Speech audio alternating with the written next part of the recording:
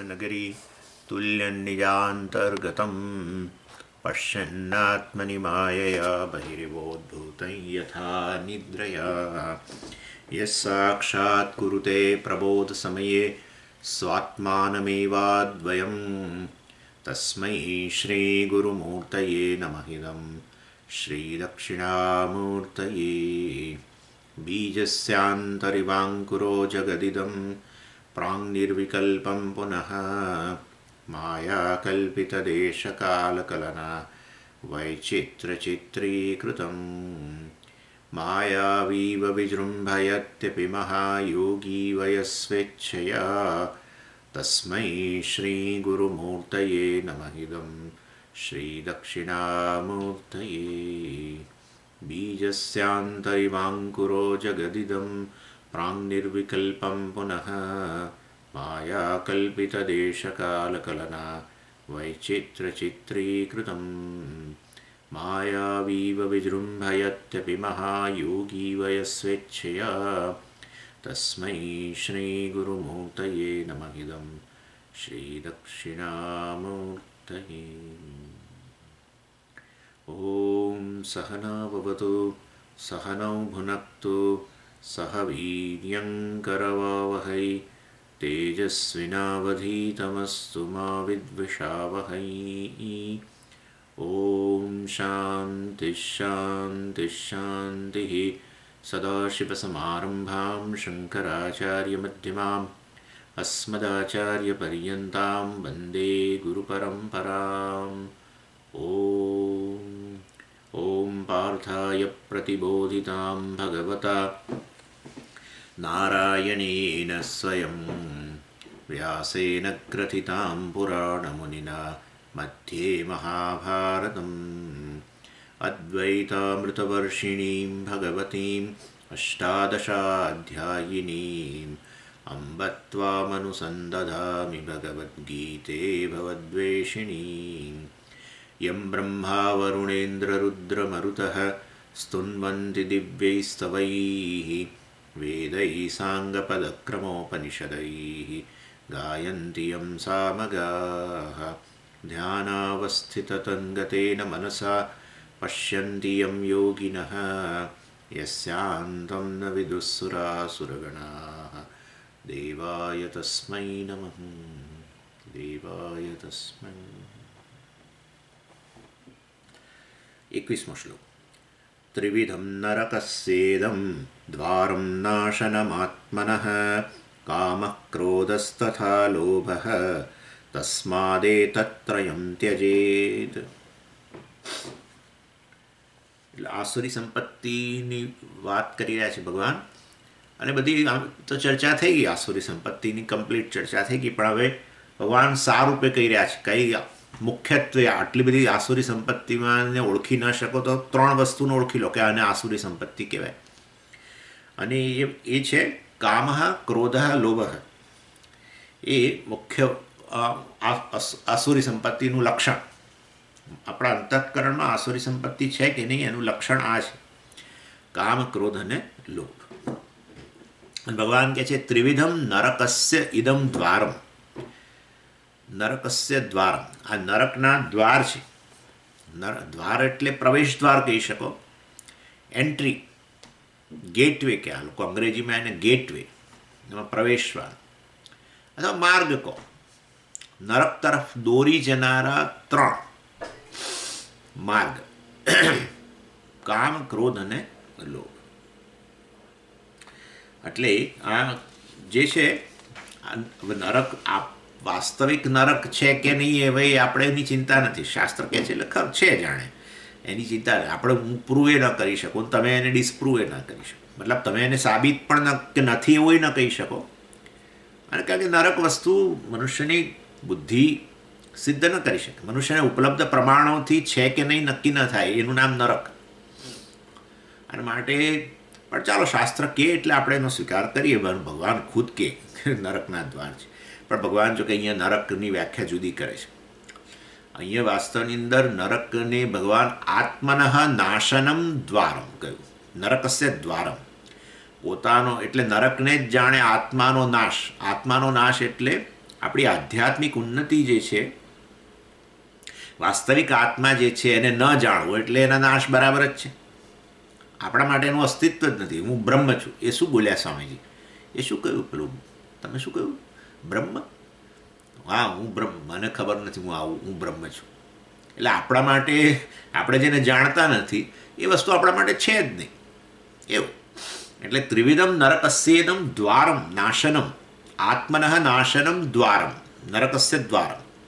એટલે વાસ્તવની અંદર ભગવાન કહે છે કે આપણે આધ્યાત્મિક પતન થવું એનું નામ જ નરક.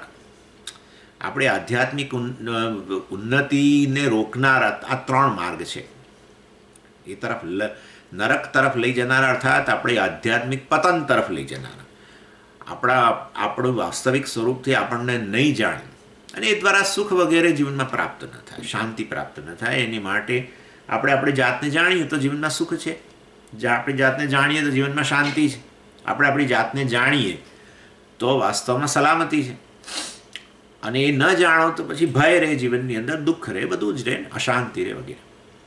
પછી નરક જ થયું. એટલે આ 3 જે છે તમને નરકના તરફ લઈ જનારા, એટલે આધ્યાત્મિક પતન તરફ લઈ જનારા માર્ગ છે. આપણી ઉન્નતિ ન થવા દે. કયા? કામ, ક્રોધ અને લોભ. એટલે ભગવાન કહે છે આજે આ અસુરો છે. અને કામનો તો આપણે અર્થ કરેલો ઈચ્છા, એનું વિશ્લેષણ કરવાનું છે. ક્રોધનો અર્થ કર્યો ક્રોધ. અને લોભ જે છે મેં કહ્યું હતું ગઈ વખતે 2 પ્રકારના લોભ છે. અર્થાત લોભની અંદર 2 વસ્તુ લઈ શકો. કંજુસાઈ જેને આપણે કહીએ છીએ પણ લોભ, અર્થાત આપણી પાસે જે હોય એને અન્યને નહીં પ્રદાન કરવું. કંજુસાઈ, માઇઝરલીનેસ આપણે કહીએ, એ પણ લોભ કહેવાય. અથવા અન્યનું હોય એને આપણું બનાવવાની ઈચ્છા હોય, એ પણ લોભ કહેવાય. આપણું છે એને અન્યને નહીં પ્રદાન કરવું, અન્યનું છે એને આપણું બનાવી દેવું કોઈ પણ રીતે, એ પણ લોભ છે. કોઈકની પાસે ધન હોય એને કોઈ પણ રીતે પડાવી લેવાની ઈચ્છા હોય, કોઈ પણ રૂપમાં છેતરીને કે જે રીતે, એ લોભ છે, ધનનો લોભ. અને આપણી પાસે જે ધન હોય એમાંથી એક કોઈને કશું પ્રદાન નહીં કરવું, જરૂરિયાત કોઈ જગ્યાએ હોય પણ આપવું નહીં, એવું, એને પણ લોભ કહેવાય.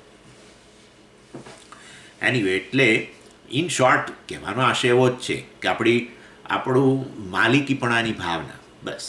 અન્યનું છે તેને ભાઈ અન્ય એનો માલિક છે તો રવા દો ને, ના, એ મારે માલિકીનું થઈ જવું જોઈએ. અને મારી માલિકીમાં જે છે વસ્તુ એ અન્યની માલિકીનું નહીં બનાવવું. એટલે માલિકીપણાની ભાવના હોય છે લોભમાં. પોઝેશનહુડ જેને કહીએ ને આપણે, મારા તાબામાં, એ પ્રકારની ભાવના. ચાલો, એટલે આ કામ, ક્રોધ અને લોભ જે છે એ વાસ્તવની અંદર શું છે? આ દ્વાર છે, બસ આપણા આધ્યાત્મિક પતન તરફ લઈ જનાર જે છે, અથવા આપણો આધ્યાત્મિક વિકાસ નહીં થવા દે. આ 3 માર્ગ એવા છે, એ પતન તરફ લઈ જાય. તસ્માત, માટે એ ત્રયમ ત્યજેત. ભગવાન કહે આ ત્રણે જે છે એનો ત્યાગ કર. અર્થાત આ 3 માર્ગ એવોઇડ કર ભાઈ. બીજા માર્ગ જે છે એ સ્વર્ગ તરફ લઈ જનારા છે. બરાબર જોઈ લે કે કયો માર્ગ ક્યાં જાય છે, કયો રોડ ક્યાં જાય છે, બરાબર જોઈ લે. આ 3 રોડ ક્યારેય એ તરફ તારી ગાડીને ન લઈ જતો. તારું વાહન જે છે, શરીરરૂપી વાહન, શરીર, મન, બુદ્ધિરૂપી જે વાહન છે એને એ રોડ પર કદી ન લઈ જઈશ. અર્થાત આ 3નો ત્યાગ કરો. એટલે હવે, અને આપણે જોયું કે આ કામ જે છે એની શરૂઆત કરેલ. કામ જે છે એનો ત્યાગ ન થઈ શકે. ઈચ્છાનો ત્યાગ કરી દો એવું ભગવાન કહ્યું ને. આ 3 જે છે નરકના દ્વાર છે ને, માટે 3નો ત્યાગ કર. કામ, ક્રોધ, લોભનો. કામનો તો ત્યાગ ન થઈ શકે અને કરવોય ન જોઈએ. ઇનફેક્ટ કામ તો વિભૂતિ છે ભગવાનની. ધર્મા વિરુદ્ધો ભૂતેષુ કામોસ્મિ ભરતર્ષભ, ભગવાને કહ્યું. ધર્મથી અવિરુદ્ધ એવો કામ તો હું જ છું. માટે અહીંયા ભગવાન કહે છે કામનો ત્યાગ કર. અને પહેલાં આગળ કહી ગયા વિભૂતિ યોગની અંદર કે આ તો કામ તો મારી વિભૂતિ છે. અહીં કહે છે કામનો ત્યાગ કર. તો શું? તો કામનો ત્યાગ અર્થાત તમારો જ ત્યાગ ભગવાન. એટલે આ સમજવાનું છે. એટલે આપણે અહીંયા કહીએ કામ ત્યાગ એટલે શું? કામ ત્યાગ એટલે કામની ગુણવત્તા બદલી નાખવી, બસ. કામનો ત્યાગ એટલે કામની ગુણવત્તા, હા, ક્વોલિટી એ બદલી નાખવી. એટલે શું? કેમ કામમાં નથી બરાબર ક્વોલિટીનું નથી મળતો? ના, એટલે 3 પ્રકારના કામ હોય છે, એમાં કેટલાક ઉતરતી ક્વોલિટીના હોય છે. એનો ત્યાગ કરીને જે ચડિયાતી ક્વોલિટીનો ત્યાગ કામ જે છે એને રાખો અથવા કન્વર્ટ કરો. નીચી ગુણવત્તાની વસ્તુ છે એને ઊંચી ગુણવત્તાવાળી બનાવો, એમ કહેવાનો આશય છે ભગવાનનો. નીચી ગુણવત્તાનો કામ જે હોય એને ઊંચી ગુણવત્તાનો બનાવો. આવું એટલે 3 પ્રકારના કામ છે. એક તો તામસિક કામ છે, બીજો રાજસ કામ છે, ત્રીજો સાત્વિક કામ છે. સાત્વિક ઈચ્છાઓ છે, રાજસ ઈચ્છાઓ છે અને તામસ ઈચ્છાઓ છે. તામસ ઈચ્છાઓ છે એ નીચી ગુણવત્તાનો કહેવાય, ઇન્ફિરિયર ક્વોલિટી. એ જે કામ છે, ઈચ્છાઓ છે, કેવી છે? નીચી ગુણવત્તાની, નથી બરાબર, એનો ત્યાગ કરો, એમ કહેવાનો ભગવાનનો આશય છે. નહીં તો શું થાય? આ તો હું સ્વામીજી, અમને તો આ ક્લાસ સાંભળવાની જ ઈચ્છા છે, ભગવદ્ ગીતા ભણવાની ઈચ્છા કામ છે. તમે કહો છો કામનો ત્યાગ કરો, તો પછી સારું, બસ તો કાલથી હવે એટલે પછી કાલે ખોલીને હું જોઉં તો કોઈ હોય જ નહીં. હા, આ ઝૂમ ખોલીને બેસું અહીંયા ક્લાસમાં તો કોઈ જ ના હોય. કેમ? તમે જ કહ્યું હતું કે કામનો ત્યાગ કરો, તો એટલે હમણાં અમારામાં તો ભણવાની જ ઈચ્છા હતી, આ ભગવદ્ ગીતા ભણવાની ઈચ્છા હતી, તો એ ઈચ્છાનો ત્યાગ કરવાનો કહો. તમે તો ભગવદ્ ગીતા ભણવાની ઈચ્છા છોડી દીધી, એટલે કાલે પછી અદ્વૈત સિદ્ધિ થઈ જાય.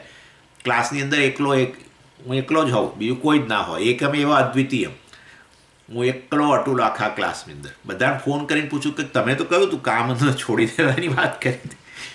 હા, એટલે મોક્ષની ઈચ્છા, ધર્મની ઈચ્છા, ભગવાનના દર્શનની ઈચ્છા, બધી તમે કહ્યું કામનો ત્યાગ કરો, ઈચ્છાનો ત્યાગ કરો, તમે તો બધું છોડી દીધું. એટલે હવે સમજી ગયા ને? એવું ના હોય. એટલે જે ઊંચી ગુણવત્તાની ઈચ્છા છે એને તો જાળવવાની છે. હા, એ તો જાળવવું પડશે, કારણ કે અંતઃકરણને તમારે ઊંચી ગુણવત્તાનું બનાવવાનું છે ને. કર્મયોગ એટલે ઊંચી ગુણવત્તાનું બનાવવું. આપણું અંતઃકરણની ક્વોલિટી બદલી નાખવાની છે.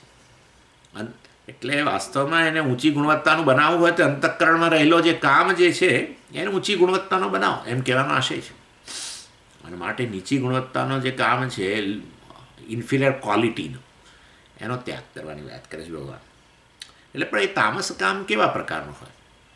તામસિક ઈચ્છાઓ કેવા પ્રકારની હોય? અન્યનું પડાવી લેવાની ઈચ્છા, અન્યનું ચીટિંગ કરવાની ઈચ્છા, અન્યને છેતરવાની ઈચ્છા, અન્યની નબળાઈનો ગેરલાભ ઉઠાવવાની ઈચ્છા, અન્યની સારાઈનો પણ લાભ લેવાની ઈચ્છા. 2 પ્રકારની એમાં શોષણ કરવાની ઈચ્છા 2 પ્રકારની હોય છે. કોઈકની નબળાઈનો ગેરલાભ ઉઠાવો, એટલે અને કોઈકનું સારાપણું, કોઈ વ્યક્તિ સારો હોય તો એનો બરાબર લાભ ઉઠાવીએ. કોઈક વ્યક્તિની કંઈક નબળાઈ આપણે જાણી લીધી હોય તો એને નબળાઈનો લાભ ઉઠાવીએ. બહુ ખતરનાક વસ્તુઓ છે.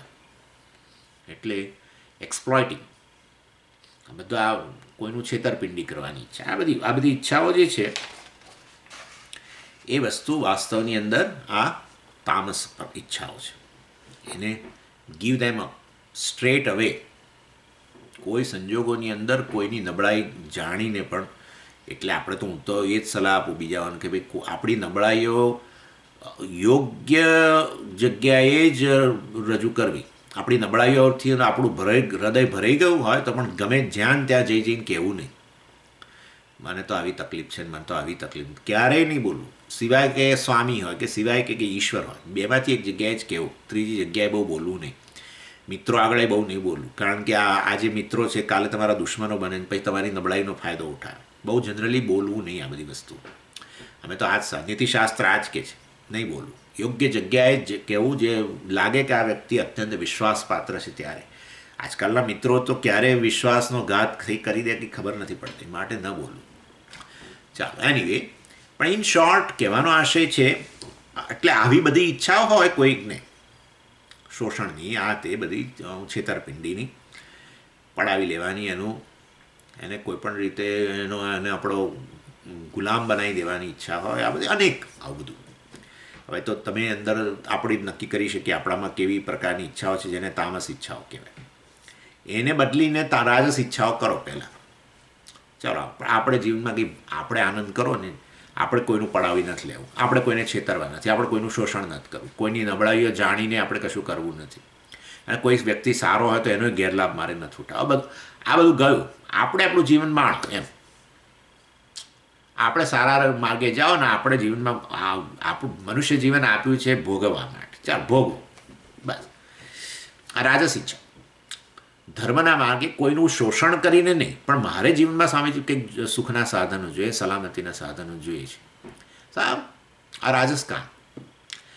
એટલે અન્યને શોષણ નથી કરવું, અન્યનું પડાવી નથી લેવું, કશું નથી કરવું, પણ યોગ્ય માર્ગે મને ધનની ઈચ્છા છે, મને બધા વિષયો, મને ભોગના વિષયો વસાવવાની ઈચ્છા છે, સલામતીના સાધનો વસાવવાની ઈચ્છા છે. સારું, તો એ રાજસ કામ છે, હે ને? એટલે આ અર્થ અને કામની જે ઈચ્છાઓ છે, મની અને એન્ટરટેનમેન્ટ. અર્થ અને કામ એટલે મની અને એન્ટરટેનમેન્ટ, બસ. પૈસા અને ભોગના સાધન, એને અર્થ અને કામ કહેવાય. અર્થમાં મુખ્યત્વે આમ તો સંબંધો લઈ શકાય. અર્થ એટલે સલામતીનું સાધન. એમાં ઘણું બધું લઈ શકાય. આમ તો આપણે જ્ઞાન, આપણે કંઈક ક્વોલિફિકેશન મેળવવું છે, ભણવું છે. શાના માટે? બી નહીં તો નોકરી નહીં મળે. એમ કે નોકરી ના મળે. નોકરી ના મળે તો આપણું જીવન કેવી રીતે ચલાવીશું? મા બાપ ક્યાં સુધી આપણને પોષશે? હા, એટલે પછી હવે એ શિક્ષણ જ આપણું સલામતીનું સાધન બની ગયું. આવું હોય. શિક્ષણને સલામતીનું સાધન બનાવાય, જ્ઞાનને સલામતીનું સાધન. જ્ઞાન પ્રાપ્ત કરો ભાઈ. હા, આ વસ્તુ આપણે આ ઓફિસમાં છીએ અને આટલું નહીં જાણીએ તો આપણને કાઢી મૂકશે. બધા સ્વામીજી આ વસ્તુનું તો બધા જ્ઞાન મેળવે છે. આની તો સ્કિલ એ લોકો પાસે છે. એ સ્કિલ હશે તો આપણે ટકીશું નોકરીમાં, નહીં તો કાઢી મૂકશે. કમ્પ્યુટર આવડે છે સ્વામી? નથી આવડતું, જાઓ.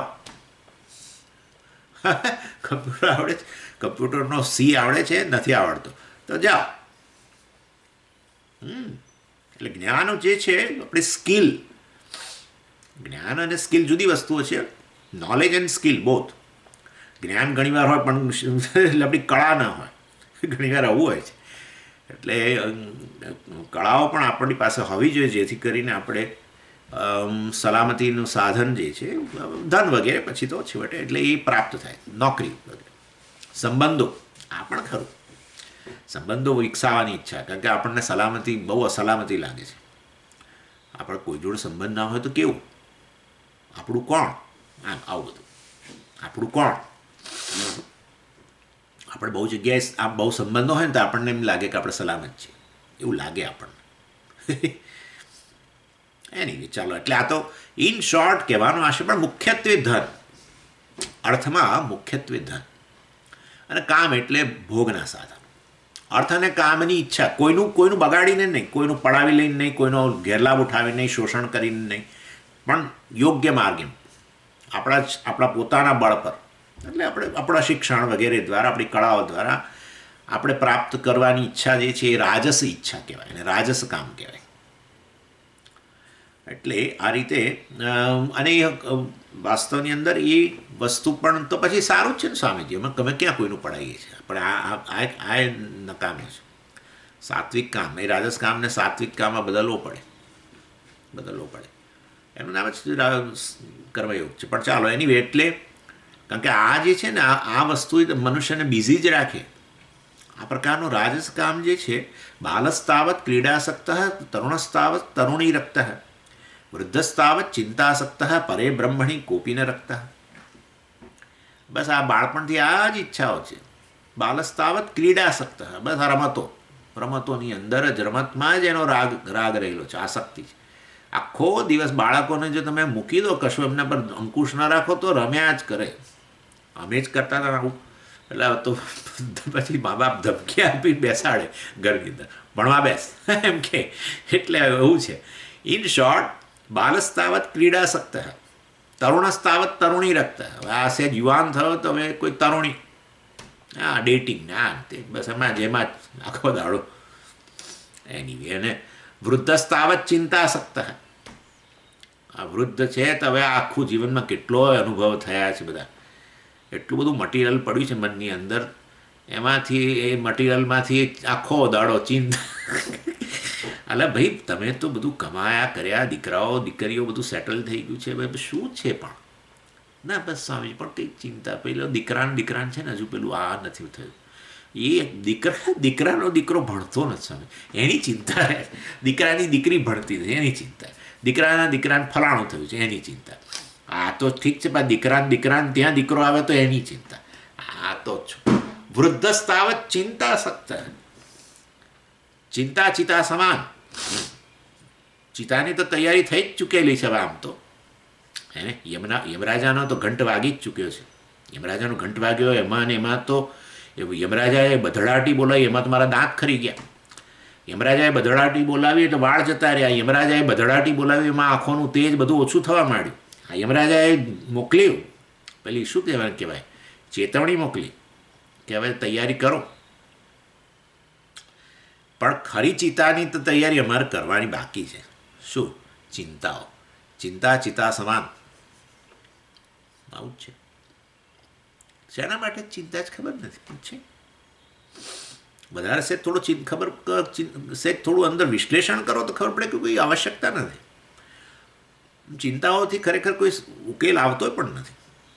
ઘણીવાર ચિંતાઓ ન હોય એની ચિંતા હોય છે. આવી બધી આટલી બેફિકરાઈ જુઓ, કેટલા બીજા બધા લોકો કેટલી ચિંતા કરે છે. મને તો એવી ચિંતા જ નથી. એટલે એની ચિંતા થાય. ચિંતાઓ નથી એની ચિંતા થાય. આનું નામ માયા. આપણે કહીએ કે સ્વામીજી આમાં કોણ ક્યાંથી લાયા માયા છે નામ? આનું નામ માયા. આનું નામ માયા. જે આવશ્યકતા નથી એ વસ્તુઓ તમારા માટે બહુ મોટી બની જાય, એનું નામ માયા. જે ખરેખર ક્ષુલ્લક વસ્તુ છે એ મહાન બની જાય, એનું નામ માયા. ક્ષુલ્લક મેજિક એવો જ છે, જાદુ એક રમત જ છે, હાથની રમત. ક્ષુલ્લક વસ્તુ છે, કેવી મહાન બનાવી દે છે લોકો. બાપરે, આવું છે.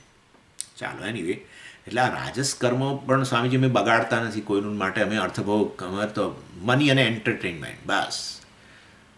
એટલે તો પછી આખો મન એની અંદર જ રહે અને એના માટે ધન જોઈએ. એટલે ધનની પ્રાપ્તિ માટે જે કંઈ ધંધો કરતા હોય એનું આખો દાડો હોય. જ્યાં જાય તમે ચિંતા આની લઈને જ ફરે. ધન પેલો ઓર્ડર આવ્યો નથી હજુ, એને શું કરવું? અલા ભાઈ, હવે તું આવ્યો છે અહીંયા બીચ પર, તો બેસીને આરામથી બધા તારા ફેમિલી સાથે આવ્યો છું, તો હવે જરા આનંદ કર. ના, ફોનો કર્યા કરે ઓફિસમાં ને બધે, ચારેય બાજુનું પેલા બધી પાર્ટીઓને ફોન કરે ને ફલાણું ઢીકણું. આ ચાલે. ઓફિસમાં નવરો પડ્યો હોય તો હવે કેવી રીતે આપણે આપણા ધંધાના વિકાસ માટે શું કરવું એની છે બસ. એટલે તારું જીવન શેના માટે છે? તું આ શેના માટે ધન પાછળ પડ્યો છું ને? ધન તરથી તારે જે મેળવવું છે એ મળ્યું નથી મળ્યું, ફલાણું ઢીકણું કોઈ માટે. આ રાજસ કામ પણ બહુ મહાન અવરોધ છે. આત્મનઃ નાશનમ, પોતાના આધ્યાત્મિક પતન તરફ જ લઈ જનારો છે. અર્થાત તમે મનુષ્ય તરીકે તમને કહેવામાં આવ્યું કે તું બ્રહ્મ છે ને, તું આ જગતની સોનાની ખાણ છું, સમગ્ર જગતનો સાર છું તું. તારા જેવું આ જગતમાં કશું છે નહીં. એને બદલે પોતાને ક્ષુલ્લક માનીને અનેક વિષયોની પાછળ પડ્યા જ કરે. છોડે નહીં. તમારા મન જે છે, કામ જે છે, તમારા મનને પૂરેપૂરું પોતાના તાબામાં રાખે. ભલે કોઈનું બગાડતા ના હોય, તેથી શું. પણ આ બે વસ્તુ એવી છે ભોગના. એટલે હું ઘણીવાર કહું છું કે ઘણીવાર આપણી દ્રષ્ટિ, લૌકિક દ્રષ્ટિએ ધન બહુ જ હોય ને, ધનિક વ્યક્તિ હોય એટલે આપણને એમ કે કેવો નસીબદાર છે. અરે આ તો મહાન પાપ છે. ખબર નથી તમને? ધન મળ્યું એ મહાન પાપ. આવું ન બોલવું જોઈએ મારે, પણ છે જ. કારણ કે એમાં જ રચ્યા પછી તમે જુઓ, ધનિક લોકો આખો દિવસ કયા ભોગના સાધનોને આપણા વસાવા, એની પાછળ કેવી રીતે એને ભોગવવા, એમાં જ રથ હોય. અને ભોગના સાધનો વસાતા જાય પછી એને માટેનું એનું સાધન જે છે ધન, એને માટેનું પણ પાછી ચિંતા હોય, એને પ્રાપ્તિ ને એને કરવું. આ બસ કાદવમાંથી બહાર જ ના આવે ને. એટલે સમજ્યા, ધનિક લોકોને આ સાંભળવું જોઈએ. એ લોકો એને જીવનમાં કશું આવે જ નહીં ને આ તરફ આવે જ નહીં. આવે તો ઊંઘ આવે.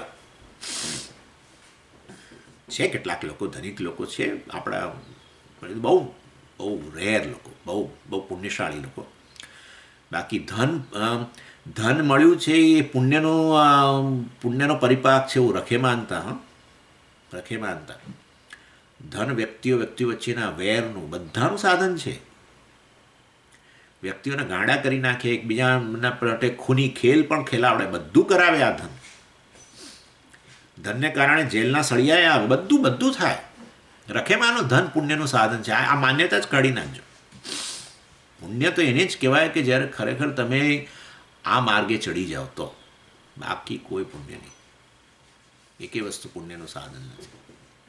એટલા માટે શાસ્ત્રમાં, વેદાંતમાં તો હંમેશા આ કહેવાતું પુણ્ય જે છે, જે તમને ભૌતિક પ્રગતિ તરફ લઈ જાય, એને પણ એ વાસ્તવમાં અશુદ્ધિ જ કહેવામાં આવે. પુણ્ય હોય કે પાપને તો અશુદ્ધિ ગણો જ જાણે, પુણ્ય અશુદ્ધિ.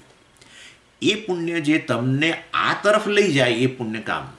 એ જે પુણ્ય તમને ભૌતિક માર્ગ તરફ લઈ જતું હોય તો તમે ઉપરથી આ દિશાથી વિરુદ્ધ જઈ રહ્યા છો. શ્રેષ્ઠ પ્રેષ્ઠ મનુષ્યમેત તૌ સંપરિત્ય વિવિનક્તિ ધીર. અને દૂરમેતે વિપરીતે વિશુચિ વિદ્યાયામ ચ અવિદ્યા ઇતિ, પછીનું મને યાદ નથી આવતું, પણ એવું દૂરમેતે વિપરીતે વિશુચિ, એકબીજાથી વિપરીત માર્ગ છે શ્રેય અને પ્રેય. પ્રેય એટલે અર્થકામ, શ્રેય એટલે એનાથી બિલકુલ વિરુદ્ધ દિશામાં જતો, 180 ડિગ્રી જતો. એટલે સ્વામીજી આ તો બહુ પુણ્યશાળી છે. એટલે આપણે હું હા કરું જોડે જોડે, પણ ખરેખર જે પુણ્ય બે પ્રકારના હોય છે. એક ભૌતિક પ્રગતિ તરફ કરાવે, પણ સ્વામીજી પુણ્યનું કર્મફળ ભૌતિક પ્રગતિ કે આધ્યાત્મિક પ્રગતિ તરફ, ઉન્નતિ તરફ લઈ જાય, એ કોણ નક્કી કરે? આપણે જ નક્કી કરીએ. આપણે જ નક્કી કરીએ. કોણ નક્કી કરવાનું? નક્કી એટલે કર્મફળદાતા એ કરે, આપે, પણ આપણી ઈચ્છાના અનુરૂપ જ આપે ને કર્મ. એટલે આપણને હવે આધ્યાત્મિક ઉન્નતિની ઈચ્છા હોય તો આપણા પુણ્યનો એ તરફ ઉપયોગ થાય. આપણે દાખલા તરીકે આપણે જે સંકલ્પ કરીએ પૂજાની અંદર, હે ને, કરીએ મમોપાત સમસ્ત દુરિત ક્ષય દ્વારા શ્રી પરમેશ્વર પ્રીત્યર્થમ વગેરે વગેરે વગેરે, અને પછી અંતઃકરણ શુદ્ધિઅર્થમ ચિત્ત, હે ને, એ બધું સંકલ્પ કરીએ ને. હવે એવો સંકલ્પ કરીએ તો પછી આપણે આ કર્મ કર્યું, પૂજા કર્મ, એનાથી જે પુણ્ય ઉત્પન્ન થયું તો તમને એ માર્ગે એમાં કામ લાગશે. ના, પણ હું તો પૂજા કરું છું, મારે તો ધન વગેરે, તો ભગવાન કહેશે સારું ચાલે, તથાસ્તુ. એટલે વાસ્તવની અંદર કયા આપણે પુણ્યકર્મ કરીએ તેથી એ પુણ્ય ઉત્પન્ન થાય, અને પુણ્ય કયા માર્ગે આપણને લઈ જાય છે એ બહુ મહત્ત્વની વસ્તુ છે. ઇન શોર્ટ મારો કહેવાનો આશય છે, રાજસ ઈચ્છાઓ જેમાં ધર્મથી વિરુદ્ધ નથી, તમે ધર્મના માર્ગે, સીધા માર્ગે બધું મેળવો છો, ભોગના સાધનો અને ધન બંને, પણ છતાંય એ મહાન અવરોધ જ છે. આત્મનઃ નાશન, એ નરક તરફ જ લઈ જનારું છે.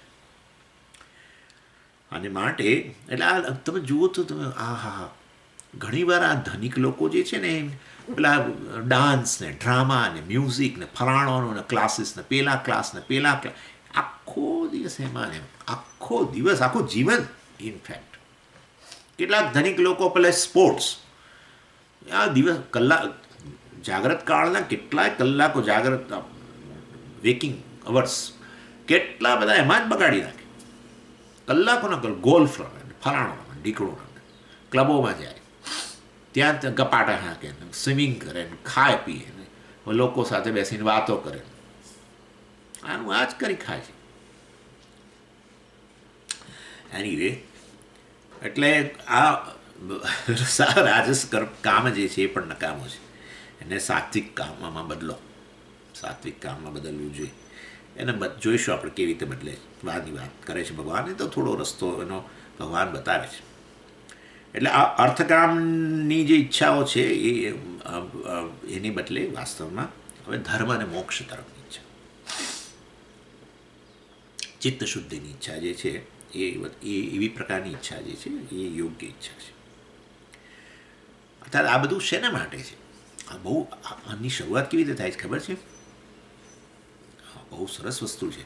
કેટલાક ધનિકો લોકોના સંપર્કમાં આપણે હોઈએ ને એટલે ખબર પડે, જે આ માર્ગે આવેલા હોય એ લોકો જે એમના ઇન્ટરવ્યૂ હોય ને એ લોકોમાં આવું હોય કે બધું જ છે સ્વામીજી, પણ કંઈક મિસિંગ લાગે છે.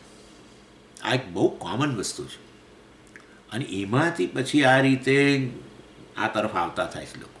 કોઈ કે પછી આવી ભગવદ્ ગીતાને આવું બધું ભણાવે છે, પછી આમ તો બહુ એકદમ શરૂઆત ના થાય, ચાલો જઈએ, કારણ કે બધું જ છે, પણ સારું કંઈક સ્વામીજી કંઈક મિસિંગ છે. કંઈક કંઈક ખૂટે છે. અને પછી આવે ભગવદ્ ગીતા અને એમને આમ જવાબ મળવા માંડે બધા. હા, કે આ બધી જે ઉણપ લાગે છે આપણા જીવનમાં સતત, એ શેના કારણે છે? બહુ મહાન પુણ્યને લીધે આવો સંયોગ થાય અને પછી તો આવતા થઈ જાય એટલે સાધક જ બની જાય. એટલે સાત્વિક કામ જે હતો કે આપણા જીવનમાં જે કંઈક ખૂટે છે, ઉણપ છે, એના ઉકેલ કેવી રીતે લાવો, એમાંથી પછી આ બધું ધીરે ધીરે ભગવદ્ ગીતાનો અધ્યયન આ તે બધું શરૂ થાય. અને પછી મોક્ષની ઈચ્છા જન્મે, પછી એના માટે ક્લાસ ભરવાની, શ્રવણ વગેરે કરવાની, આ તે બધી ઈચ્છાઓ છે. આ બધી સાત્વિક કામ કહેવાય. રાજસ કામ જે હતો પહેલાં અર્થકામના ઘણી બધી વસ્તુઓ પ્રાપ્ત કરી ધર્મના માર્ગે, પરંતુ એમાંથી પછી આ બધું છતાં જીવનમાં ઉણપ છે એ વસ્તુ સમજાય, એમાંથી આ તરફ વળ્યા. તો અને પછી તો પાછા અહીંયા આવો એટલે પછી આ બધું બીજું બધું સાંભળવા મળે ને. અહીંયા પાછી બીજી ઈચ્છાઓની વૃદ્ધિ કરી આવે. સાધકમાં ઇનફેક્ટ અમે ઘણી ઈચ્છાઓની વૃદ્ધિ કરાવડાવીએ. હા, સમજી, સાધક બનીએ તો આપણા જીવનમાંથી ઈચ્છાઓની વૃદ્ધિ કરાવડાવીએ. જુઓ હવે, સાત્વિક ઈચ્છાઓની વૃદ્ધિ. શરીરમ મે વિચર્ષણમ જીહ્વા મે મધુમત્તમા ભદ્રં કર્ણેભિ શૃણુયામ દેવાઃ ભદ્રં પશ્યેમ માક્ષભિર્યજત્રાઃ સ્થિરૈઃ અંગૈઃ તુષ્ટવાગું સંસ્તનુભિઃ વ્યશેમ દેવહિतं યદાયુઃ સ્વસ્તિ ન ઇન્દ્રો વૃદ્ધશ્રવાઃ સ્વસ્તિ ન પૂષા વિશ્વવેદાઃ સ્વસ્તિ નસ્તાર્ક્ષો અરિષ્ટનેમિઃ સ્વસ્તિ નો બૃહસ્પતિર્દધાતુ. આખી ઈચ્છાઓ છે બધી. શરીરમ મેં વિચર્ષણમ, મારું શરીર સ્વસ્થ રહો, ઈચ્છા. મારી ઇન્દ્રિયો મજબૂત સબળ બનો. જીહ્વા મેં મધુમત્તમા, મારી જીભની અંદર અમૃત આવીને વસો. તો આ બધું શું ઈચ્છાઓ નથી? ભદ્રં કર્ણેભિ શૃણુયામ દેવાઃ, અમે હંમેશા ભદ્ર વસ્તુનું શ્રવણ કરીએ, ઈચ્છા. ભદ્રં પશ્યેમ માક્ષભિઃ યજત્રાઃ, ભદ્રં પશ્યેમ, સતત અમે તો કલ્યાણકારી વસ્તુનું દર્શન કરીએ, સતત ઈશ્વરનું દર્શન કરીએ. ઈશ્વર દર્શન કલ્યાણ દર્શન છે, મંગલ દર્શન. નહીં, ભદ્રમ કર્ણેભિઃ શૃણુયામ, આ કર્ણ દ્વારા, કર્ણેભિઃ એ વૈદિક પ્રયોગ છે. કર્ણ દ્વારા ભદ્રમ શૃણુયામ, હા, ઈશ્વર વિષયક શ્રવણ કરીએ, મંગલકારી શ્રવણ કરીએ, વગેરે વગેરે. અન્ય વસ્તુનું શ્રવણ ના કરીએ, આ મંગલ વસ્તુનું વગેરે. એનીવે, કહેવાનો આશય, આ તો કેટલી બધી ઈચ્છાઓ આપણે બધા બોલીએ છીએ શાંતિ મંત્રો. એટલે 3 તાપની શાંતિ થાવ, ઓમ શાંતિ શાંતિ શાંતિ, 3 તાપની શાંતિ થાવ, આધ્યાત્મિક તાપની શાંતિ થાવ, ઈચ્છા. આધિભૌતિક તાપની શાંતિ થાવ, ઈચ્છા. આધિદૈવિક તાપની શાંતિ થાવ, ઈચ્છા. ઈચ્છાઓ જ. ઇનફેક્ટ અહીંયા આવો એટલે વધારે ઈચ્છાઓ. સ્વામીના સંપર્કમાં આવો એટલે ઈચ્છાઓની વૃદ્ધિ થાય. સત્સંગમાં ઈચ્છાઓની વૃદ્ધિ થાય. અને અન્ય પેલા મિત્રો, આપણા સંસારી મિત્રોના સંપર્કમાં, એમના સંગમાં આવો તો ઈચ્છાઓની વૃદ્ધિ થાય. બંને પ્રકાર, બંને બાજુ જાઓ, જ્યાં જશો ત્યાં ઈચ્છાઓની તો વૃદ્ધિ થશે. પણ એક ઈચ્છાઓની વૃદ્ધિ કરાવીને છેવટે મૂળભૂત ઈચ્છાની પૂર્તિ માટે બીજા ઈચ્છાઓની વૃદ્ધિ, બધી ઈચ્છાઓ એમાં સમાઈ જશે. મોક્ષની ઈચ્છામાં બધી ઈચ્છાઓ સમાઈ. બસ મોક્ષની ઈચ્છા એવી છે જેમાં બધી ઈચ્છાઓ મળી જશે. મોક્ષ પ્રાપ્ત કરો પછી પ્રજહાતિ યદા કામાન સર્વાન પાર્થ મનોગતા આત્મનીવ આત્મના તુષ્ટ સ્થિતપ્રજ્ઞસ્તદોચ્યતે. પ્રજહાતિ યદા કામાન, હવે એવું બની ગયો, યદા કામાન પ્રજહાતિ, સર્વ કામનાઓ જતી રહી. મોક્ષની ઈચ્છાથી અને મોક્ષ પ્રાપ્ત કરવાથી હું પૂર્ણ છું જાણવાથી હવે કઈ ઈચ્છા જાય? કશું ના રહ્યું, પતી ગયું. પૂર્ણતામાંથી જે જન્મેલી અર્થકામની ઈચ્છાઓ, આ ભોગવું, તે ભોગવું, આમ સલામત બની જાઉં, પેલું કરી દઉં, આ જગ્યાએ જવું, શાંતિ મળશે, આમ જવું, ત્યાં જવું, પેલું બધું જતું રહ્યું. આત્મા જ વાસ્તવમાં આ સર્વનો સોર્સ છે જાણીને, પૂર્ણ છું જાણીને. અને માટે આ ઈચ્છાઓની બીજી બધી એ મોક્ષ પ્રાપ્તિ માટે બીજી બધી ઈચ્છાઓની વૃદ્ધિ થવી જરૂરી છે. શરીર સાધન છે, માટે શરીર સ્વસ્થ રહો એવી ઈચ્છા હોવી જ જોઈએ. ઇન્દ્રિયો મજબૂત, મતલબ ઇન્દ્રિયો સબળ રહો, ઇન્દ્રિયોની અંદર તેજ રહો જરૂરી જ છે. કારણ કે કંઈક વાંચતા હોય, આંખો જોઈએ સારી, સ્વામીને સાંભળતા હોઈએ, કામ જોઈએ સારા, બધું જોઈએ, આ ઈચ્છાઓ જ છે. સમજો આ વસ્તુ. એટલે આ કામનાઓ એટલે કામ શું પેલું ત્યાં તો અમદાવાદમાં પેલી બસો પર લખેલું, ઈચ્છા દુઃખની જનની છે. ઈચ્છા હોય એટલે દુઃખ જન્મવાનું જ છે. એ એની માં છે, દુઃખની માં છે ઈચ્છા. ના ના, એવું નથી. ઈચ્છા મનુષ્યમાં હોવી જ જોઈએ. ઇનફેક્ટ હેલ્ધી સ્વસ્થ મનુષ્યનું મન એ કહેવાય જેનામાં ઈચ્છાઓ છે. કશું સમજ, મને ઈચ્છા છે. શેની ઈચ્છા? કશું કરવાની નહીં કરવાની ઈચ્છા છે. કશું નહીં કરવાની ઈચ્છા છે. નમસ્કાર. તામસ ઈચ્છા. અથવા કંઈક કરવાની ઈચ્છા છે પણ બીજાને બગાડીને કશું મેળવી લેવું છે, બીજાને કંઈ ભોળવીને કે બીજાનો છેતરપિંડી કરીને બીજાનું શોષણ કરવાની ઈચ્છા. તામસ ઈચ્છામાંથી રાજસ ઈચ્છા પહેલાં કન્વર્ટ કરો. મેળવવું છે, બહુ મેળવવું છે, પણ આ રીતે યોગ્ય માર્ગે. ધર્મ અવિરુદ્ધ ભૂતેષુ કામ, ભગવાને કહ્યું ધર્મથી અવિરુદ્ધ કામ હું જ છું. માટે એવી ઈચ્છાઓ રાખો પહેલાં. એ તો ભગવાન કહે છે મારી વિભૂતિ છે. અને પછી છેવટે મોક્ષની ઈચ્છા. અને એમાં માટે ઘણી બધી બીજી ઈચ્છાઓ, કર્મયોગની ઈચ્છા, તે પંચમહાયજ્ઞ કરવાની ઈચ્છા, આ તે બધું. અને ભગવાનને રોજ પ્રાર્થના કરવાની ઈચ્છા, મારું શરીર સ્વસ્થ રાખે, મારી ઇન્દ્રિયો સ્વસ્થ રાખે વગેરે, જેથી કરીને હું આ મોક્ષ સાધન છે ને, તો પ્રાપ્તિ, મોક્ષ પ્રાપ્તિનું સાધન છે. મોક્ષ માર્ગે જવા માટેનું આ સાધન આપ્યું છે. અને એ એટલે વાસ્તવની અંદર એ સારું સ્વસ્થ રહે એની પણ ઈચ્છા યોગ્ય જ છે. ચાલો, એટલે પણ સ્વામીજી આ સાત્વિક ઈચ્છા જે છે એને એ બંધન કહેવાય કે ના કહેવાય? કહેવાય, એ પણ બંધન. હવે પાછું હવે એને બંધન કહો છો? હા, એટલે પેલામાંથી છૂટવા માટે કહ્યું કે આ સાત્વિક ઈચ્છા રાખો. અને હવે આ સાત્વિક કામ છે એ પણ બંધન.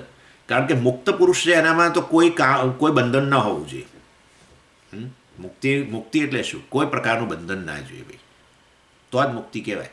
એનો અર્થ કે આ જ્ઞાનીને જેને તમે મુક્ત પુરુષ કહો, લિબરેટેડ પર્સન, એમ કે લિબરેટેડ, મુક્ત થઈ ગયેલો, તો પછી કામનામાંથી જ મુક્ત થઈ ગયેલો. તો પછી સાત્વિક કામનામાંથી મુક્ત થવો જોઈએ. હા, થવો જ જોઈએ.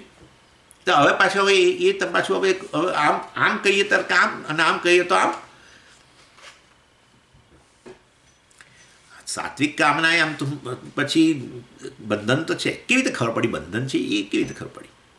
દાખલા તરીકે તમારા ક્લાસમાં આવવું હોય, સમજો 5 વાગે એવા ક્લાસ છે ને, 5 વાગ્યાનો ક્લાસ હોય, ભલે ને અત્યારે ઓનલાઈન ક્લાસ હોય, ક્લાસમાં ન આવવાનું હોય ભલે, પણ કોઈક તમને ફોન કરે કે અમે આવીએ છીએ, અમે અહીંયા તમારી બાજુમાં બિલ્ડિંગમાં જ છીએ અત્યારે, એટલે અમને થયું કે અમે તમને મળતા જઈએ.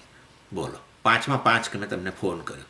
હવે તમે એવું તો ના જ કહો કે ઘરે હોય તો કોક ના નીકળશો હમણાં 2 કલાક 1.5 કલાક પછી આવો, પણ હવે બાજુના જ બિલ્ડિંગમાં છે, આવ્યા છીએ, એટલે અમને થયું કે અમે તમને મળતા જઈએ. તો હવે તો અને આપણા હૃદયમાં જે થાય કે અમારો આ ક્લાસ પડ્યો આજે, લાગે દુઃખ તો થાય ને. મારી ઈચ્છા જે છે સાત્વિક ઈચ્છા ભણવાની, એમાં જે અવરોધ બન્યો, બરાબર, મારી આ ઈચ્છા પૂરી ન થઈ, મને દુઃખ જન્મ્યું, તો પછી બંધન તો ખરું. જો દુઃખ જન્મે, આપણી ઈચ્છા પૂરી ન થાય ને દુઃખ જન્મે, તો બંધન ખરું જ. આપણે બંધાયા છીએ એનાથી જરૂર. એટલે આવી સાત્વિક ઈચ્છાઓ જે છે, જે પૂરી ના થાય તો આપણને અપસેટ કરે. આવું કહીએ ને, આપણે અપસેટ કરી નાખે. સ્વામીજી, મને તો સ્વામી મળવા જવાની ઈચ્છા હોય અને સ્વામી ફોન કરે હમણાં આજે ના આવશો, બરાબર, 2 દિવસ પછી આવજો ને, તો અપસેટ થઈ જઈએ આપણે. હવે સત્સંગ જેવી જ વસ્તુ હોય, આપણને કેટલાક પ્રશ્નો છે અને સ્વામીને મળવા જવું છે. અમરનાથ જવું હતું અને આવ્યું કે નહીં જાય, ત્યાં પેલું ત્રાસવાદીઓનું આમ છે ને તેમ છે, અપસેટ થઈ ગયા. બસ સ્વામીજી જુલો, હવે આ તો સાત્વિક ઈચ્છા હતી ને, બરાબર છે, પૂરી ના થઈ, બરાબર છે. એટલે કામ મૂળ માત્ર બંધન કરનારો છે, પણ આ પેલા કામનાઓ કરતાં સારો છે. તો પછી આ બધી કામનાઓ પૂરી થાય એવી ઈચ્છા રાખવાની છે. તો પછી આ તો બંધનનું કારણ છે. આ બંધનનું કારણ છે. તો ભાઈ બંધનનું કારણ તો ના જ રહેવું જોઈએ. તો પછી મુક્તિ ક્યારે મળશે? પ્રશ્ન થયો ને હવે. હા, જ્યાં સુધી બંધન ચાલતું હોય તો પછી મુક્તિ નથી, તમે મોક્ષ પ્રાપ્ત નહીં થાય. તમે કહો છો આ બધી ઈચ્છાઓ જાળવો ને, એમાંથી કેટલી તો પૂરી થતી નથી સાત્વિક ઈચ્છાઓમાંથી. લોકો દુઃખી થાય છે જ. કર્મયોગ સમજી, તમે બધું સમજાવો બધું બરાબર છે, પણ કર્મયોગ ક્યાં અમારા જીવનમાં તો કશું છે નહીં એવું. અમે તો કોઈ કર્મ ભગવાનને સમર્પણ કરતા નથી, કશું થતું નથી. હવે શ્રવણ મારે બહુ સાંભળવાની બહુ ઈચ્છા છે સ્વામીજી, પણ હવે આ ક્યારે એ બધું થશે ખબર નથી. અફસોસ કરતા, ખરેખર અફસોસ કરનારા લોકો છે. એટલે કામના છે એને પૂરી નથી થતી, અફસોસ થાય છે, દુઃખ થાય છે, માટે બંધન ખરું, એનાથી બંધાયા જ છે.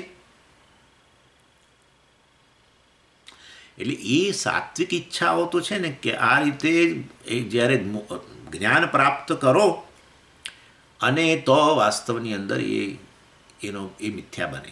ત્યાં સુધી મિથ્યા ના બને, ત્યાં સુધી જાળવવાની. પણ એ તો પૂરી ના થાય તો પણ બધી પૂરી નથી થતી એવું નથી, કોઈક વાર પૂરી ના થાય, બરાબર છે. હા, એવું નથી કે એકે ઈચ્છા પૂરી, અમારી સાત્વિક ઈચ્છાઓ છે બધી પૂરી થતી જ નથી. અમારે શ્રવણની ઈચ્છા છે, બિલકુલ શ્રવણ કરી જ શકતા નથી. અમારે તીર્થયાત્રા કરવાની ઈચ્છા છે, પૂરી થતી જ નથી. એવું નથી, એવું તો નથી જ, ક્યારેક પૂરી નથી થતી. રોજ ક્લાસ ભરાય જ છે, પણ કોઈક દિવસ નથી એ ભરાય, કારણ કે નથી ભરાતો એટલે અમારે તો ભરવો હોય, પણ કોઈક આવી ચડે છે એ જ વખતેની ફલાણું ઢીકણું. અમરનાથ જવું તું પણ હવે ચાલો તો આ નહીં તો આવતે વર્ષે જવાશે. અને માટે એ પૂરી નથી થતી સ્વામીજીને, એ બંધનનું કારણ બને છે, દુઃખ થાય છે, માટે એને જ છોડી દો તો ક્યાંય ના નહીં રહો. હા, સાત્વિક ઈચ્છાઓ નહીં કરો તો વળી પાછું એકડેકથી ઘૂંટવાનો વારો આવશે, વળી તામસ ઈચ્છાઓ જ આવશે અથવા રાજસ ઈચ્છાઓ આવશે, વળી પાછા જશો. હા, માટે જાળવવો જ. તામસમાંથી રાજસ, રાજસમાંથી સત્વ. તમે સાત્વિક ઈચ્છાઓ નહીં જાળવો તો કામનાઓ તો રહેવાની જ છે, એ કંઈ જવાની નથી.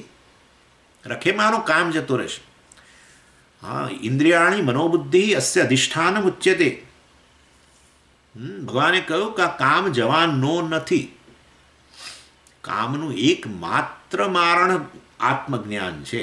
ચોખ્ખું ભગવાને કહ્યું, ત્યાં ચોખ્ખું સ્પષ્ટ કહ્યું, 3જા અધ્યાયના અંતની અંદર.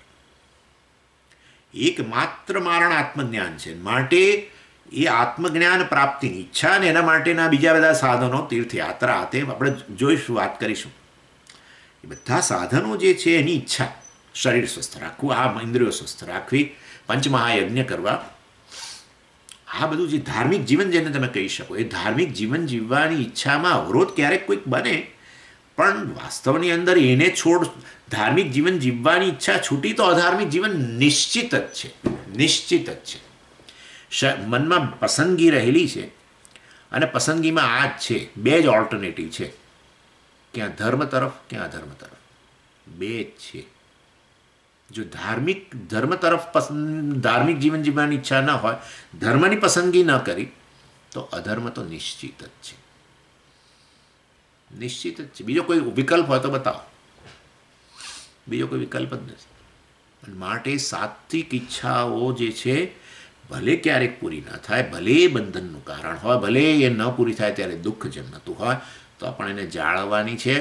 અને એ સાત્વિક ઈચ્છાઓને પૂરી કરતાં કરતાં ધાર્મિક જીવન જીવતા જીવતા ચિત્તશુદ્ધિ થાય, આત્મજ્ઞાન થાય, ત્યારે આ જ સાત્વિક કામનાઓ પણ મિથ્યા બની જાય.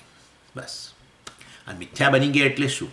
સાત્વિક કામનાઓ છે એ પછી રહે, પણ પૂરી ન થાય તો દુઃખ ન થાય. પણ ઉદાહરણ આપો તો અમે માનીએ, નહીં તો નહીં માનીએ. હા, ઉદાહરણો ઢગલાબંધ ઉદાહરણો છે. આપણા બધા જ આચાર્યો એના ઉદાહરણ છે, સંપ્રદાયના બધા જ આચાર્યો.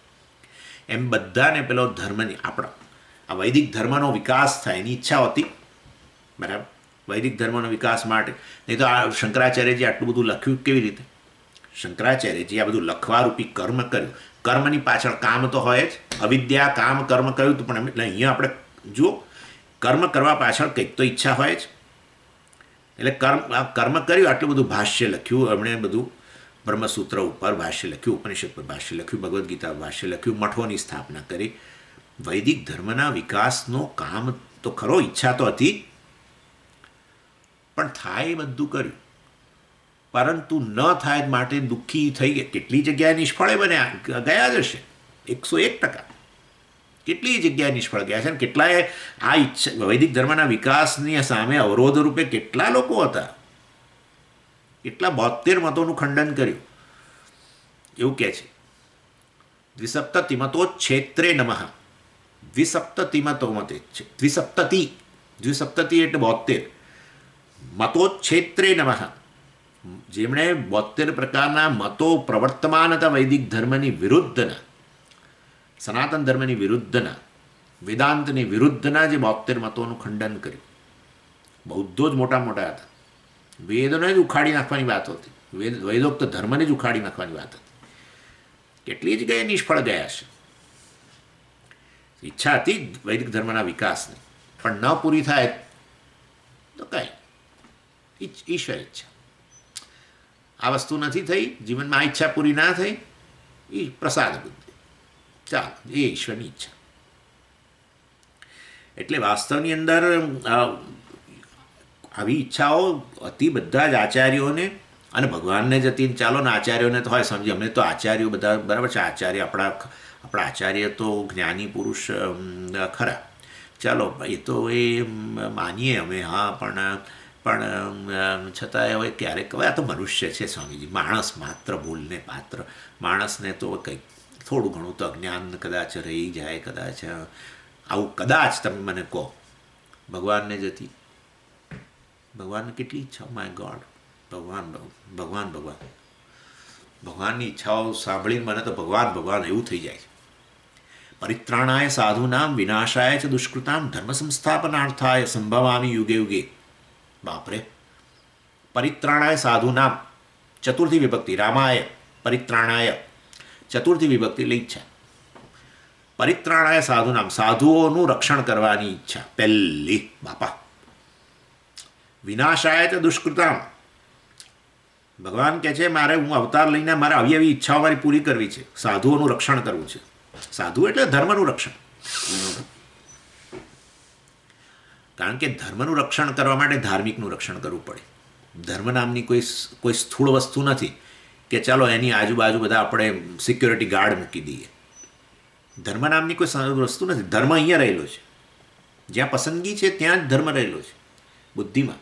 એટલે એ બુદ્ધિ ધરાવનારનું રક્ષણ કરવું પડે. હા, મનુષ્યનું રક્ષણ કરો અથવા એવા ધાર્મિક પુરુષોનું રક્ષણ કરવા દ્વારા ધર્મનું રક્ષણ થાય. ધર્મ નામની કોઈ સ્થૂળ વસ્તુ થોડી છે. વિદ્યાનું રક્ષણ કેવી રીતે થાય? વિદ્યાનું રક્ષણ વિદ્યા જેમાં રહેલી છે એવા વિદ્વાનોનું રક્ષણ કરવાથી થાય. એવું જ છે. નૃત્ય કળા જે છે આપણી બધી કેવી સુંદર સુંદર નૃત્ય કળાઓ છે. ભરતનાટ્યમ હોય, આ હોય, તે હોય, કેવી રીતે રક્ષણ થાય? સ્વામીજી એને પુસ્તકોનું રક્ષણ, કશું પુસ્તકો નહીં. એ નૃત્ય કળાનું શિક્ષણ જેણે લીધેલું છે અને જે એ કળાનો પ્રસાર કરી રહેલા હોય એવા લોકોનું રક્ષણ કરવાથી થાય. કોઈ પણ વિદ્યાઓનું રક્ષણ એ વિદ્યાનું સેવન કરનારા જે છે એના રક્ષણથી જ થાય. ધર્મનું રક્ષણ એવું જ છે. એટલે ધર્મનું, સાધુઓનું રક્ષણ કરવાની ઈચ્છા લો પહેલી જ. સાત્વિક ઈચ્છા, સાત્વિક કામ. વિનાશાય તે દુષ્કૃતામ, અને આ દુષ્કૃતામ અધાર્મિકો છે એમનું મારે વિનાશ, એમને શાન ઠેકાણે લાવી છે. ધર્મ સંસ્થાપનાર્થાય, ધર્મનું સંસ્થાપન કરવું છે, વેદોક્ત ધર્મનું, અર્થાત મેન્યુઅલ. આ જગતને ચલાવવાનું, યોગ્ય રીતે ચલાવવાનું જે મેન્યુઅલ છે એ મેન્યુઅલ પાછું વ્યવસ્થિત ગોઠવી દેવું જ મારે. મેન્યુઅલનું શિક્ષણ આપવું જ બધાને.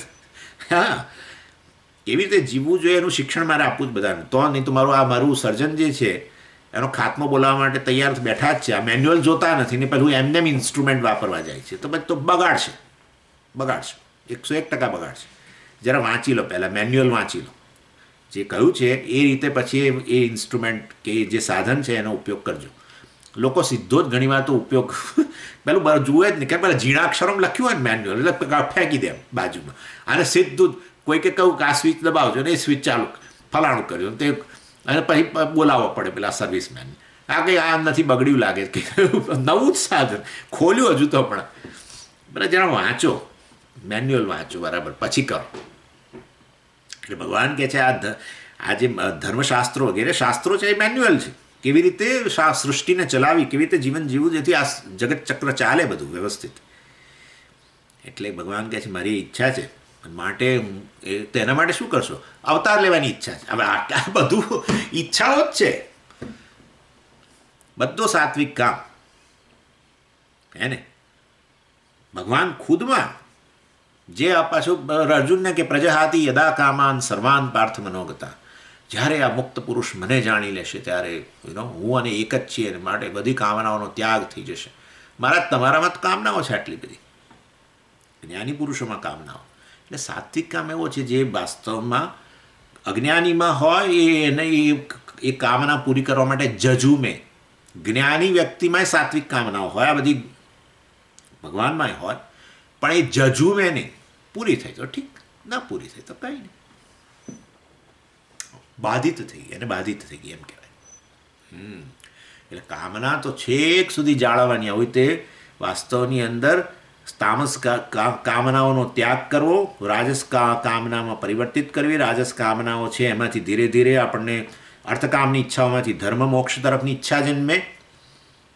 અને પણ એવું એમાંથી આમ પરિવર્તન કેવી રીતે થાય? જો તમે તમારા અર્થકામની પ્રાપ્તિ માટે મહદઅંશે ધર્મનો આશરો લેતા હો તો એ છેવટે ધર્મ અને મોક્ષ તરફ જ જશે, કારણ કે ચિત્ત શુદ્ધિ થતી જાય ધીરે ધીરે. એની વે પણ છતાંય વાસ્તવમાં ચિત્ત શુદ્ધિ ન થાય તો પણ પ્રયત્ન કરીને વાસ્તવ જીવન પર વિચાર કરવો જોઈએ કે આપણે આ બધું ભોગના સાધનો વસાવીએ છીએ ને, ભોગ માટે આટલી બધો જજુમીએ છીએ, એની પાછળ છે ખરેખર ઈચ્છા શું? ભોગની ઈચ્છા છે કે મને કંઈક કશાકમાંથી મુક્ત થવાની ઈચ્છા છે? સલામતીના સાધનોની ઈચ્છા છે કે અસલામતીનો અનુભવ કરું છું એમાંથી છૂટવાની ઈચ્છા છે? એ રીતે ચિંતન કરે વ્યક્તિ, પુણ્ય હોય તો પછી એ ધર્મ અને મોક્ષ તરફ. એટલે રાજસ કામ જે છે એ આ સાત્વિક કામ બને, અને સાત્વિક કામ છેવટે બાધિત થઈ જાય જ્ઞાનથી. અને આ રીતે વાસ્તવની અંદર જ્ઞાની પુરુષ હોય કે પછી ભગવાન પણ હોય, ભગવાન એ જ્ઞાની જ છે. એટલે આ રીતે આ આખી સ્કીમ છે. આ રીતે માટે ભગવાને કહ્યું એતત ત્યજેત, એટલે આ કામનો ત્યાગ કરો. અર્થાત આ રીતે છેવટે સાત્વિક કામ છે એમાં પરિવર્તિત કરી દે, અને એ તો પછી આપોઆપ જ જ્ઞાનથી એનો ત્યાગ થઈ જશે, અર્થાત બાધિત બની જશે, મિથ્યા થઈ જશે. અને મિથ્યાનું લક્ષણ મેં તમને કહ્યું, એ સાત્વિક કામ એની પૂર્તિ ન થાય તો પણ મને દુઃખ ન થાય. એ ચાલો ઈશ્વરની મરજી. કોઈ પણ કામના જે આપણા માટે આપણે કામની પૂર્તિ થાય કે ન થાય આપણને દુઃખ ન જન્મે તો માનવું કે આપણા માટે એ બાધિત થયેલી છે. બાધિત થયેલી અર્થાત નોન બાઇન્ડિંગ કહીએ છીએ, બંધન કરનારી નથી. જ્ઞાનથી તો જાણે બાધિત થઈ જાય. એ ચિંતા આપણે ન કરીએ અત્યારે, કશી વાંધો નહીં. અને ભગવાને આ 3 સાધન કહ્યું તો 3નો ત્યાગ કર, પણ ભગવાને મુખ્યત્વે કામની આપણે આ વાત ચર્ચા કરી. તો હવે આ ક્રોધ અને લોભનો ત્યાગનો કેવી રીતે કરવી? ચિંતા નહીં કરવાની. જો કામનો ત્યાગ થઈ ગયો તો ક્રોધ અને લોભનો ત્યાગ થઈ જ ગયો. કેવી રીતે? કારણ કે કામ જ અવરુદ્ધ થાય ને ત્યારે એક ક્રોધ બને છે. કામ અવરોધ હોય ત્યારે જ ક્રોધ બને છે. માટે કામ જ જો હવે આપણો આ રીતે બિલકુલ બિચારો નગણ્ય બની ગયો હોય તો પછી હવે ક્રોધ ઉત્પન્ન થવાનો નથી. અને કામની વૃદ્ધિ, એને કામ પૂરો થાય ને એટલે એ વૃદ્ધિ પામે કામ, એને લોભ કહેવાય. હા, અને માટે કામના જ બે કામ જ આ રીતે પરિવર્તિત થયેલો છે, ક્રોધમાં અને લોભમાં. માટે કામની ચર્ચા કરીને કામની જ વસ્તુને આપણે આપણા તાબામાં લાવીએ ધીરે ધીરે આ રીતે તો ક્રોધ અને લોભ આપોઆપ જ આવી છે. માટે વાસ્તવમાં ત્રણેયનો ત્યાગ આ રીતે થઈ જશે. અને માટે ભગવાને 3જા અધ્યાયની અંદર જ સ્પષ્ટ કહ્યું, કામ અને ક્રોધની વાત કરીને ભગવાને કામ વિશે જ પછી ચર્ચા કરી. કામેશ ક્રોધેશ રજોગુણ સમુદ્ભવ મહાશનો મહાપાપમાં વિદ્યેનમિહ વૈરિણમ. ભગવાને કહ્યું આ કામ અને ક્રોધ બંને તારા શત્રુઓ છે. તો પછી મહારાજ હવે તમે એક વચન કેમ વાપરો છો? કામેશ ક્રોધેશ રજોગુણ સમુદ્ભવ. રજોગુણ સમુદ્ભવ કહ્યું, રજોગુણમાંથી ઉત્પન્ન થાય છે કામ અને ક્રોધ. હા, તો પછી સમુદ્ભવ કેમ કહો છો? સમુદ્ભવ કહો. હા, રજોગુણમાંથી સમુદ્ભવ. બે કામ અને ક્રોધ રજોગુણમાંથી ઉત્પન્ન થયેલા છે બંને. એને બદલે ભગવાને એક જ વચન વાપર્યું. અને ખાલી ત્યાં જ નહીં, બીજે પણ વિદ્ધિ એનમ વૈરિણમ, આ તારો શત્રુ છે એમ કહેવું. ભગવાને કહેવું જોઈએ આ બે તારા શત્રુઓ છે એમ કહેવું જોઈએ. તો ભગવાનની નજરમાં કામ અને ક્રોધ એક જ વસ્તુ લાગે છે. એવું જ છે, એવું જ છે. કામ જ અવરોધાય કામ તમારો તીવ્ર ઈચ્છા હોય, આપણને કેવી થાય તમે વિચાર કરો. 5માં 5 ગમે ફોન કરે કે અમે આવીએ છીએ બાજુના બિલ્ડિંગમાંથી જ, ત્યારે આમ તો આપણને બહુ ગમે છે, આપણા મિત્રો છે સારા, પણ અત્યારે તો એવી દાંત ચડે ને, કારણ કે હવે તમે ના પાડી શકો, કશું ના કરી શકો, અને આવીને બેસે જ, અને આપણે હસીને વાતો તો કરીએ કે હા લો ચાલો આ લોકો, પણ અંદરથી તો એવું જાણે કે આ મારો ક્લાસ ગયો આજે એના લીધે. એટલે કામ અવરોધાય ને આપણો, ત્યારે ક્રોધમાં જ પરિણામ. એનીવે, એટલે ભગવાનને દૃષ્ટિએ કામ અને ક્રોધ બે ભિન્ન વસ્તુઓ નથી. અને કામની પૂર્તિ થાય તો એ લોભ. ધન જેમ મળે, ધનની ઈચ્છા, અને ધન મળતું જાય એમ ધનનો લોભ વધતો જાય છે, જોઈએ જ છે.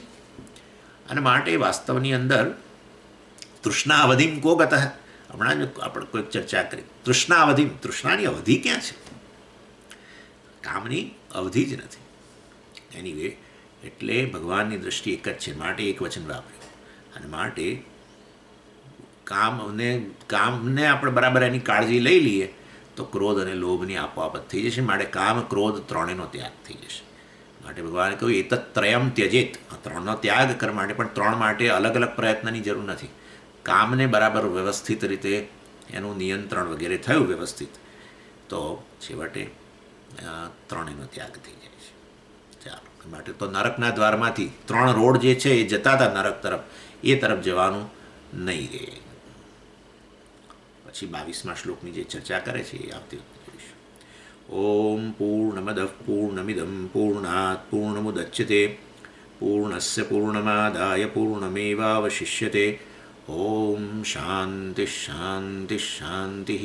હરિ ઓમ શ્રી ગુરુભ્યો નમઃ. હરિ ઓમ.